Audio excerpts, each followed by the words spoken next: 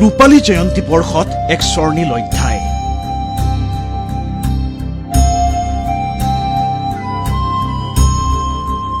ছাব্বিছ জুলাই শুকুৰবাৰে ২৫ বছৰত ভৰি দিব কাৰ্গিল বিজয়ৰ সেই স্বৰ্ণীল অধ্যায়ে।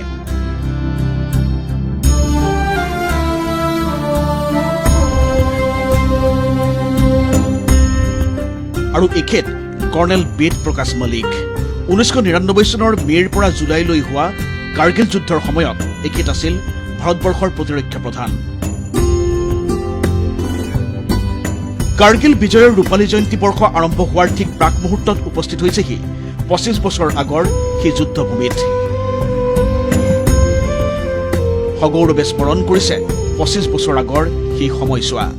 My primary duty is to pay homage to all the officers and men who got killed during this action of Vijay. Also, one is very proud of the fact the way our Jawans and their leaders, officers, they fought. ১৯৯৯ চনৰ এপ্ৰিল মাহৰ অন্তিম ভাগ নিয়ন্ত্ৰণ ৰেখা অতিক্ৰম কৰি পাকিস্তানী সন্ত্ৰাসবাদীৰ দল এটাই প্ৰৱেশ কৰিছিল ভাৰতবৰ্ষৰ মাটিত। সেই স্থান তেতিয়াৰ জম্মু কাশ্মীৰৰ কাৰ্গিল জিলা। কিন্তু কেৱল সন্ত্ৰাসবাদীয়েই নহয়, সীমাৰ সিপাৰৰ পৰা আহিছিল পাকিস্তানী সেনাৰ দলো। তাৰ পিছতেই আৰম্ভ হয় কাৰ্গিল যুদ্ধ। সেনাৰ ভাষাত সেই অভিযানৰ নাম আছিল অপাৰেশ্যন বিজয়। ৫২৭ গৰাকী ভাৰতীয় সামৰিক জোৱান আৰু বিষয়াৰ তেজেৰে ৰাঙলী হৈছিল তুষাৰ আবৃত কাৰ্গিল শিখৰ। সমুদ্ৰপৃষ্ঠৰ ২৩,০০০ ফুট উচ্চতাত দেশৰ ৫২৭জনকৈ বীৰ শ্বহীদৰ সেই আত্মত্যাগ কিন্তু অথলে নগল। ২৬ জুলাইত কাৰ্গিল শিখৰত ইণ্ডিয়ান আৰ্মীয়ে উৰুৱালে ভাৰতৰ বিজয় নিচান। আৰু সেই শৌৰ্যবীৰ্যৰ ৰূপালী জয়ন্তী মহা সমাৰোহেৰে আয়োজন কৰা হ'ব দেশজুৰি। লাডাখলৈ আহিব স্বয়ং প্ৰধানমন্ত্ৰী। আৰু শ্বহীদ স্মৰণৰ সেই কাৰ্যসূচীত গীত পৰিৱেশনৰ উদ্দেশ্যে কাৰ্গিলত উপস্থিত হৈছেগৈ অসম সন্তান জয় Barua. Hello, we are here at Dras, 25 years of the Kargil War. Honored to be invited here to be presenting my music and a very special song for the heroes. This is our tribute to the ones, to the bravest souls. Jai Hind. ইতিমধ্যেই দেশৰ বিভিন্ন প্ৰান্তৰ পৰা ২০০০ কণ শিক্ষাৰ্থীয়ে এই বিশেষ মুহূৰ্তত ভাৰতীয় সেনাৰ প্ৰতি প্ৰেৰণ কৰিছে শুভেচ্ছা পত্ৰ। ইফালে কাৰ্গিল বিজয়ৰ সেই অধ্যায় সম্পূৰ্ণ নহয় অসমৰ গোলাঘাট জিলাৰ খুমটাইৰ জিন্তু গগৈৰ প্ৰসংগ বাদ দিলে।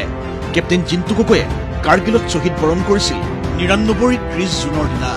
তাকেই স্মৰণ কৰিছে শ্বহীদ জিন্তু গগৈৰ আত্মীয় স্বজনে। গাঁও অঞ্চলত প্ৰথমতে জনা নাছিল যে তেওঁৰ নাম জিন্তু গগৈ। আমি ধন বুলিয়েই মাতিছিলোঁ। যেতিয়া যোৰহাট সেনা চেৰণিৰ পৰা আহি ইয়াত খবৰ দিলেহি তেতিয়া গোটেই গাঁওবাসী গোট খাইছিল। কিন্তু বহুদিনৰ পাছতহে তেওঁ মৃতদেহটো পোৱা গৈছিল। কাৰ্গিল বিজয়ৰ ৰূপালী জয়ন্তী বৰ্ষৰ আৰম্ভণি অনুষ্ঠানত অংশ ল'বলৈ ইতিমধ্যেই লাডাখত উপস্থিত হৈছেগৈ জিন্তু গগৈৰ পিতৃ মাতৃ। বিপৰীতে খুমটাইত স্থানীয় ৰাইজ অনুষ্ঠান প্ৰতিষ্ঠান সাজু হৈছে বিগত ২৪টা বছৰৰ দৰে এই বিশেষ দিনটো পালন কৰিবলৈ।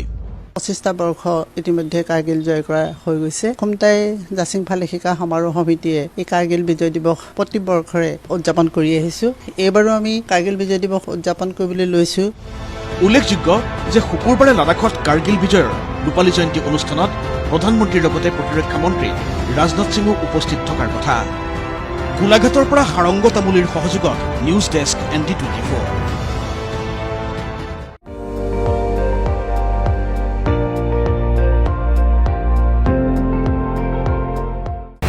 আপুনি চাই আছে ND24, সৰ্বশ্ৰেষ্ঠ নহয় সৰ্বোত্তমৰ দৌৰত।